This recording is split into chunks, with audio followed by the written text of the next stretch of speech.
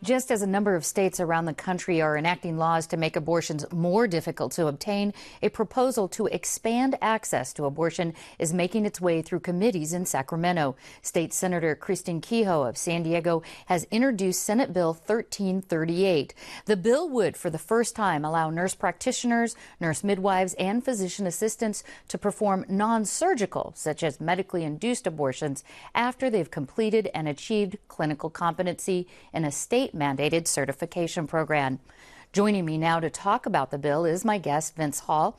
Vince is Vice President of Public Affairs for Planned Parenthood in the Pacific Southwest. And Vince, thanks so much for joining us. I guess the first question would be, how much would these provisions actually change the existing law? Well, they would make a very important and significant change to existing law in that we currently allow those categories of advanced practice clinicians that you just described, the certified nurse midwives, the physician's assistants, and the nurse practitioners, to provide medication abortion. This bill would allow them to also provide, during the first trimester, a non-surgical aspiration abortion.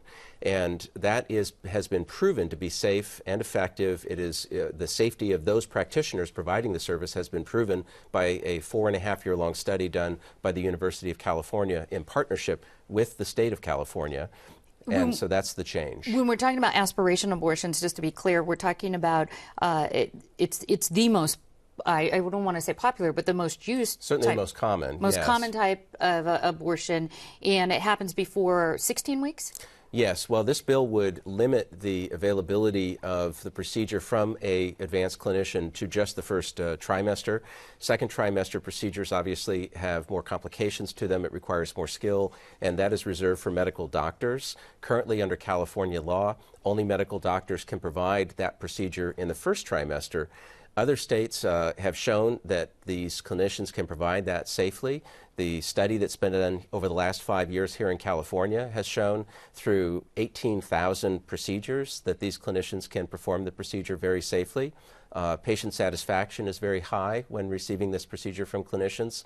So it is a logical next step because it addresses a very significant problem in California, which is that more than half of our counties don't have a single abortion provider.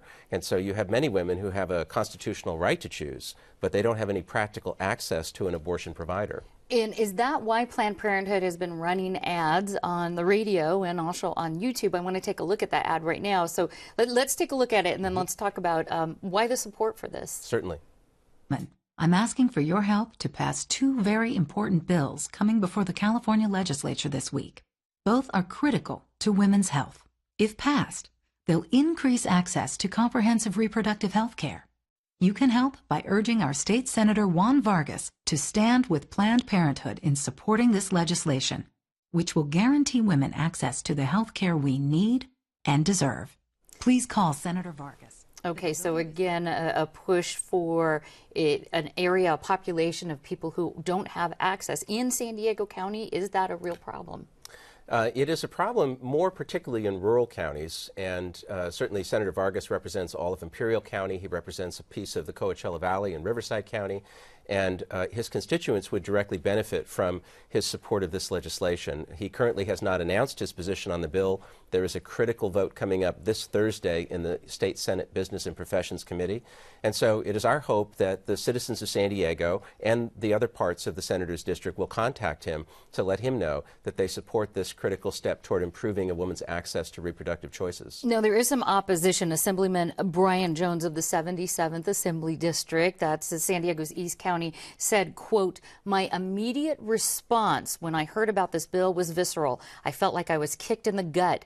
I shouldn't be shocked at the moral failure this represents, but I fear what it says about our society, that we are actually looking for more ways to abort babies." How would you respond to that sort of criticism?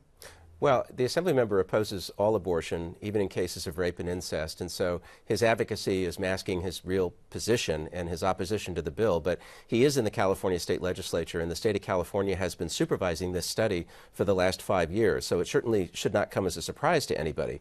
But I would invite opponents of abortion to join with Planned Parenthood in making abortion less necessary by providing access to birth control and comprehensive sexuality education, because those are the only things which reduce reduce the number of unintended pregnancies, which is the leading indicator of abortion. So I understand that there are heartfelt beliefs on both sides of the issue.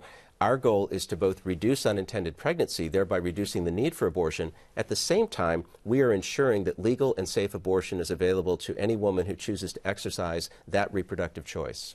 All right, it's in committee today and Thursday. Thank you very much for joining us. Thank you for having me. All right.